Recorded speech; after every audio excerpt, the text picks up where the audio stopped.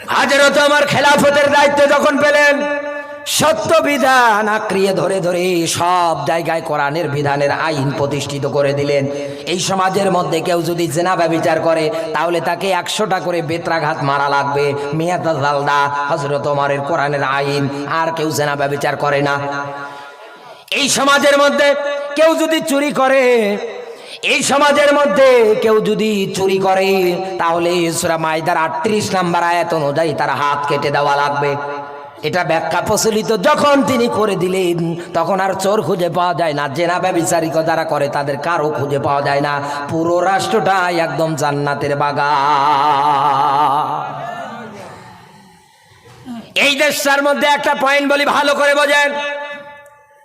আমার বাংলাদেশের মধ্যে কোনো মানুষ যদি এমপি মন্ত্রী হয়, সে যদি রাস্তা দিয়ে বের হয়, কত পাহারাদার লাগে, তার র্যাব লাগে, পুলিশ লাগে, বিজিবি লাগে, আনসার লাগে, সেনাবাহিনী লাগে, নৌবাহিনী লাগে। ও বন্ধু, এই দুনিয়ায় এই আয়াতটার প্রতি আমল করেন, সত্য জিনিস আঁকড়িয়ে ধরেন। ওমর যেভাবে ধরেছে, মরুভূমির মধ্যে হযরত ওমর 2টা হাত মাথার মধ্যে দিয়ে শুয়ে আছে, উপর থেকে সূর্য তাপ দিচ্ছেন। খলিফাতুল মুসলিমিন হযরত ওমর ওই জায়গার মধ্যে শুয়ে শুয়ে আছেন। এক খ্রিস্টান দেশ সফর করার জন্য এসেছে, মুসলিম দেশের খুব সুনাম অর্জন হয়েছে চতুর্দিকে, তিনি শুনে ফেলেছেন। দেশটা দেখার জন্য, ভ্রমণ করার জন্য চলে এসেছেন। আসার পরে ডাক দিয়ে বলছে, ভাই তোমাদের এই রাষ্ট্রের খলিফার নাম কি? বলে ওমর। এ রাষ্ট্রের খলিফা ওমর কোন জায়গায়? বলে একটু আগেই তো দেখলাম ওই দিকে গেল। তা তোমাদের ওমরের সেই রাজপ্রাসাদ কোথায়? তিনি যে ঢাকার যে ঘর আছে, তার যে বিশাল একটা অট্টালিকা আছে, সেটা কোথায়? ডাক দিয়ে বললেন, তার কোনো রাজপ্রাসাদ নেই। বলে থাকে কোন জায়গায়?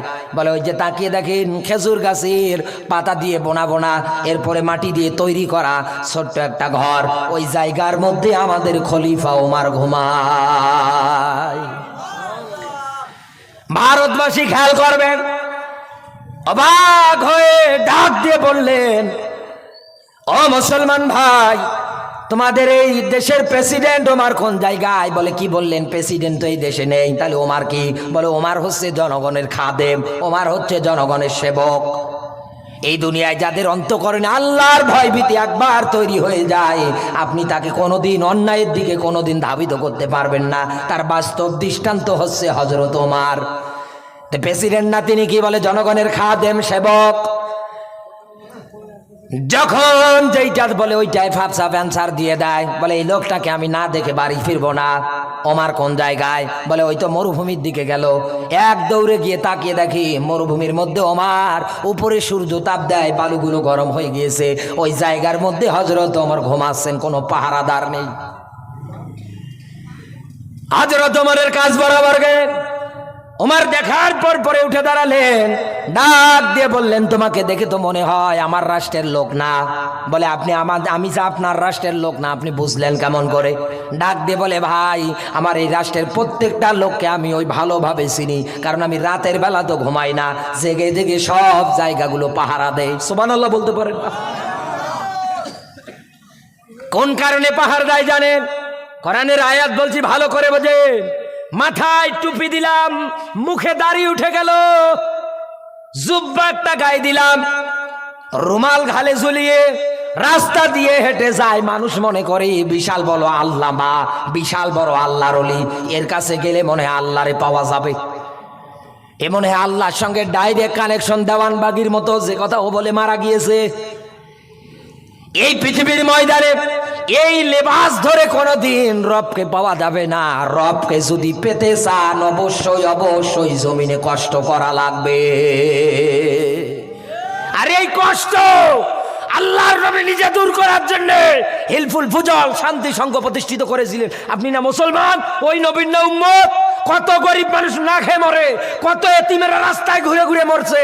আপনি মুসলমান, বিশাল অট্টালিকা আপনার, পারলে আলো এতিমের সম্পদ আত্মসাৎ করে মেরে খান।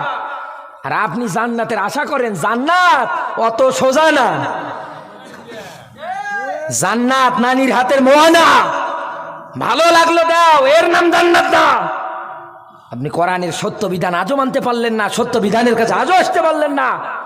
জান্নাতের আশা করেন। রবকে পেতে চাইলে কষ্ট করে লাগবে। ওমর রাতে ঘুমায় না, জেগে জেগে প্রত্যেকটা প্রদেশগুলো সব পাহারা দেয়। তা'মুরুনা বিল মারুফ ওয়া তানহাউনা আনিল মুনকার, সৎ কাজে আদেশ দেয় আর অসৎ কাজে বাধা দেয়। এটা ওমর দায়িত্ব, এটা কর্তব্য।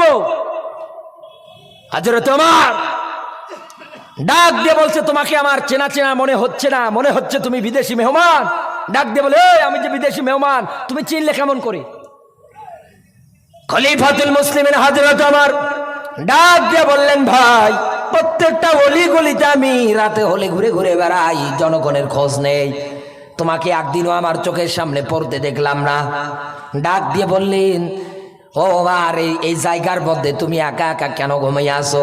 কোন কারণে ঘুমাচ্ছ? খলিফাতুল মুসলিমিন হযরত ওমর বিদেশি মেহমানকে ডাক দিয়ে বলেন, দেখেন এই জায়গার মধ্যে আমি কেন ঘুমাচ্ছিলাম? রাতের বেলা আমার একটুও ঘুম হয়নি। তাহাজ্জুদের নামাজ আদায় করে বের হইছি জনগণের খোঁজ খবর নেওয়ার জন্য।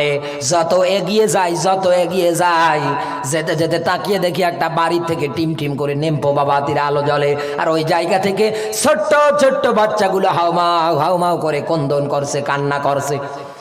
মাকে ডাক দিয়ে বলে, মা তুমি না বললে মুসলিমদের দেশে কেউ না খেয়ে থাকে না, একটা কুকুর পর্যন্ত না খেয়ে থাকে না?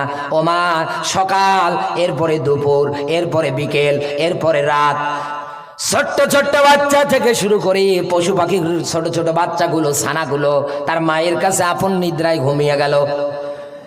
ও মা, এই যে রাত গভীর রজনীতে আমাদের পেটের মধ্যে কোনো খাবার নেই, আমরা হাউমাউ করে কাঁদছি। মা সন্তানগুলোকে বুঝ দেওয়ার জন্যে পাতিলের মধ্যে পানি দিয়ে গরম পানি করতেছেন, আর ওই জায়গার মধ্যে পাথর দিয়ে দিয়ে তা দিচ্ছে। সন্তানদের বোঝাচ্ছে, বাবা হয়ে গেলে পরে দিয়ে দেব, একটু ধৈর্য ধর, হয়ে গেলেই দিয়ে দেব। আমার বন্ধুরা ভালো করে বুঝবেন, নেতা কারে বলে, নেতা মানা কারে বলে। দেখেন রবকে তারা এমনি এমনি পায় না। রবকে পেতে গেলে কি রকম কষ্ট দেখেন। হযরত ওমর এই দৃশ্য দেখার পর পরে এক দৌড় দিলেন, দেওয়ার পর পরে তিনি চলে আসলেন বাইতুল মালে, যেখানে গরিব দুঃখীদের সহায়তা করার মতো অবস্থা ছিল। আসার পর পরে দায়িত্বরত যারা ছিল তাদেরকে ডাক দিয়ে বলতেছে, এই জায়গার মধ্যে জলদি করে একটা বস্তা প্যাকেট করো, তরি তরকারি যা দরকার সবগুলো দিয়ে দাও, আমি নিজে এটা পিঠে বহন করে করে নিয়ে যাব। দুইজনে ডাক দিয়ে বলে, দেখেন আপনি দেশের খলিফা, আপনি কোন কারণে এটা বহন করবেন? এটা কোনোদিনও মানেই না। হযরত ওমর ডাক দিয়ে বললেন, ও আসলাম, দেখো আমি যেই দিন মারা যাব, আমি ওমর সঠিক সময় যদি খাবার পৌঁছে দিতে না পারি, এরা যদি আমার নামে অভিশাপ দেয়, যদি মামলা দেয়, এরা যদি আমার বিরুদ্ধে কোনো নালিশ করে আল্লাহর দরবারে, কিয়ামতের ময়দানে এইরকম যদি একটা পাপের বস্তা হয়ে যায়, আমি ওমরের এইরকম একটা পাপের বস্তা যদি হয়ে যায়, আমার ঠিকানা তো জাহান্নাম হয়ে যাবে। ওই দিন কি তুমি আমার এই পাপের বস্তাটা নেওয়ার জন্য রাজি আছো? হযরত ওমর ডাক দিয়ে বললেন, আসলাম শোনো, কিয়ামতের ময়দানে আমি ওমরের পাপের বোঝা হলে তুমি নিতে চাইবে না, এখন এই তুমি অস্বীকার করে, তাহলে তুমি কেন এই বোঝা নেবে? হযরত ওমর নিজে বস্তাটা বহন করলেন, এক দৌড়ে চলে গেলেন। যাওয়ার পর পরে দরজার সামনে ডাক দিয়ে বলে, আম্মা আমার সালাম, আপনার প্রতি সালাম গ্রহণ করবেন। মহিলা মনে করছে কোনো পথিক, এই রাস্তা দিয়ে মনে হয় কোনো জায়গায় হিজরতে যাচ্ছে, এই জন্যে মনে হয় কোনো পিপাসিত হয়েছে, কোনো খাবারের প্রয়োজন হয়েছে, এই জন্যে মনে হয় আমাকে ডাকছে। দরজা খুলে না দিয়ে ঘরের ভিতর থেকে আওয়াজ দেয়, পথিক আমার বাড়িতে সাহায্য করার মতো, দেওয়ার মতো কোনো কিছু নেই, মেহেরবানি করে আল্লাহর রাস্তায় আপনি আমারে মাফ করবেন। হযরত ওমর ডাক দিয়ে বললেন, মা আমি আপনার কাছে সাহায্য চাইতে এসেনি, আমি আপনার কাছে সাহায্য করতে এসেছি, দরজাটা একটু খুলে দেন। যখন এই দরজা খুলে দিয়েছি, আটার বস্তা তরকারির সব কিছু নিয়ে গেছে, পাকা খেজুর। হযরত ওমর আগুনটা চুলোর মধ্যে নিভে গিয়েছি। ব্যাখ্যা যারা করেছেন তারা লিখেছেন, হযরত ওমর নিজে ফু দিয়ে দিয়ে চুলোর মধ্যে আগুন ধরাচ্ছে। এটাই তো নেতা। তিউ শব্দের ব্যাখ্যা তো এমনি বললাম না, যারা আল্লাহকে মেনে রাসূলুল্লাহকে মেনে চলে তাদেরকেই নেতা বানান, শান্তি পাবেন দুনিয়ায়, মরার পরেও শান্তি। দুনিয়ায় যদি না বানাতে পারেন, ভোট নামক আমানতটার যদি খেয়ানত করে ফেলেন, ভালো করে বোঝেন আল্লাহ কিয়ামতের ময়দানে ডাকবে, ইয়াউমা নাদউ কুল্লাউ উনাসিম বিমামিহিম, বলেন আল্লাহু আকবার। আল্লাহ কিয়ামতের ময়দানে ডাকবে প্রত্যেকটা মানুষকে তার নেতার সাথে, এজন্য সাবধান। হযরত ওমর ফু দিয়ে আগুন ধরালেন, জলদি করে পানিগুলো গরম হয়ে গেল। হযরত ওমর নিজেও রুটি বানাতে সাহায্য করলেন, রুটি তরকারি সব তৈরি করার পরে ওমর বাচ্চাগুলোকে জাগালেন। হযরত ওমর বলেন, আমি যখন এই বাচ্চাদের সামনে রুটিগুলো এগিয়ে দিচ্ছিলাম, আমি রুটি এগিয়ে দেই যখন, আমার খাবার মাত্র একটা আর মুখ চলে আসে তিনটা। হিংস্র কোনো জন্তু জানোয়ারের সামনে কোনো খাবার দিলে তারা যেমন কারাকারি করে, ঠিক যেমন ওই বাচ্চাগুলো ওই রকম কারাকারি শুরু করে দিয়েছে। ডাক দিয়ে বলে, মা আগামীকাল তুমি রাজদরবারে আসবা, তোমাকে ওই জায়গার মধ্যে ওমরের সঙ্গে আমার ভালো বন্ধুত্ব আরো কিছু দিয়ে দেব। মেয়েটা ডাক দিয়ে বলেন, দেখেন আপনার মতো এত ভালো মানুষ থাকতো ওমর নেতা হয় কেমন করে, আমি তো বুঝি না কেমন করে ওমর নেতা হয়। পরের দিন যখন চলে এসেছে, আসার পরে একজনকে জিজ্ঞাসা করেছে, ওমর কই? বলে ওই তো বসে আছে। তাকিয়ে দেখছে এই লোকটাই তো গতকাল রাতের বেলা তার বাড়ি গিয়েছিল। আমি তো তাকে বলেছিলাম তোমার চাইতে তোমার মতো লোক থাকলে ওমর নেতা হয় কিভাবে। হয়তো মনে কষ্ট পেয়েছে, আমাকে মনে হয় জেলখানায় বন্দি করে ফেলবে। বাচ্চাগুলোকে নিয়ে তাড়াহুড়ো করে চলে যাচ্ছিলেন। হযরত ওমর দেখতে পেয়ে বের হয়ে আসার পরে ডাক দিয়ে বলে, আল্লাহর বান্দি যাবেন না, মেহেরবানি করে দাঁড়ান। আমি ওমর সঠিক সময়ে খাবার পৌঁছে দিতে না পেরে হয়তো কষ্ট পেয়েছেন আপনি, মেহেরবানি করে আপনি আমারে মাফ করে দেন। এতেও যদি রাগ না কমে চাবুক হাতে নেন, আমার পিঠের মধ্যে প্রহার করেন, রক্তাক্ত হয়ে যায় কোনো অসুবিধা নেই, তারপরেও আপনি আমার বিরুদ্ধে আল্লাহর আদালতে মামলা দিয়েন না। তার রবকে পেতে চাইলে কষ্ট আছে না নেই? ওমর দেখেন রাতে ঘুমাচ্ছে না, একথা বলেন না কেন? বিদেশি মেহমানকে ডাক দিয়ে বলেন, মেহমান এই বৃত্তান্ত আমার, রাতের বেলা একটুর জন্য আমি ঘুমাতে পারিনি। ডাক দিয়ে বলেন, আমি যা শুনেছি সবগুলো সত্য, এই মুহূর্তে আমি কালমা পড়ে মুসলমান হতে চাই, আপনি আমরা মুসলমান বানিয়ে দিন। এই দুনিয়ায় ইসলাম কিন্তু এমনি এমনি আসেনি, আন্তরিকতা মোহাব্বত এর মাঝে ইসলাম এসেছে।